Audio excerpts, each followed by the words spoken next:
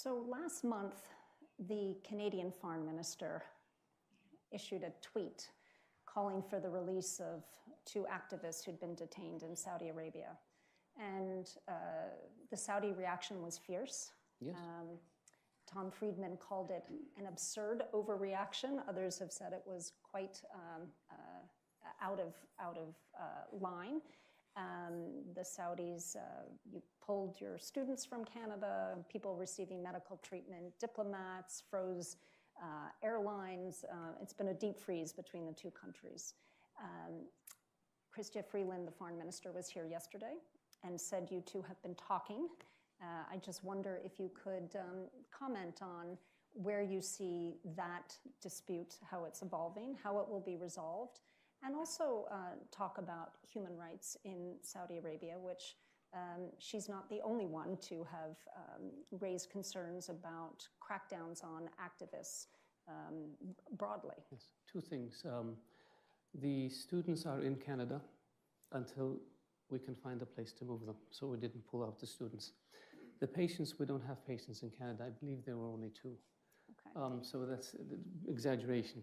We stopped new investment in Canada, and we stopped new Canadian investment in Saudi Arabia, and we stopped airline traffic to Canada, and we asked Canada to take their ambassador back, and we recalled our ambassador, but we didn't cut relations. It is outrageous, from our perspective, that a country will sit there and lecture us and make demands. We demand the immediate release. Really, we demand the immediate independence of Quebec. We demand the immediate granting of equal rights to Canadian Indians. What on earth are you talking about? You can criticize us about human rights. You can criticize us about women's rights. America does. State Department issues reports every year. British Parliament does. European Parliament does. French Parliament does.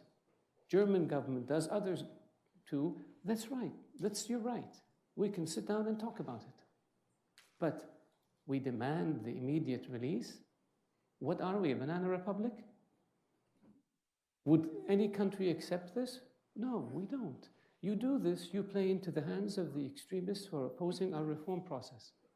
If we don't take steps, it means that we're weak. If we take steps, we damage a relationship with a friendly country. We didn't do this. You did. Fix it. Fix it. You owe us an apology. You can talk to us about human rights anytime you want. We'd be happy to have that conversation like we do with all of our allies. But lecturing us? No way. Not going to happen. And enough is enough. We don't want to be a political football in Canada's domestic politics. That's what we became. Find another ball to play with, not Saudi Arabia. And that's why the reaction in our country was so strong. Very easy to fix. Apologize. Say you made a mistake. We had the Canadian ambassador. He met with our public prosecutor, who explained to him what the charges are and said to him, this is not about rights. This is about national security. These were individuals who are accused of taking money from governments, accused of recruiting people to obtain sensitive information from the government and passing it on to hostile powers, accused of raising money and providing it to people who are hostile to Saudi Arabia outside of Saudi Arabia. Some of them were released as the investigation proceeded. Others will go to trial, and the evidence will be revealed to the world. So the Canadians knew this was not about rights. This was about national security. And then for a tweet like this to come out in this manner, from our perspective, is outrageous.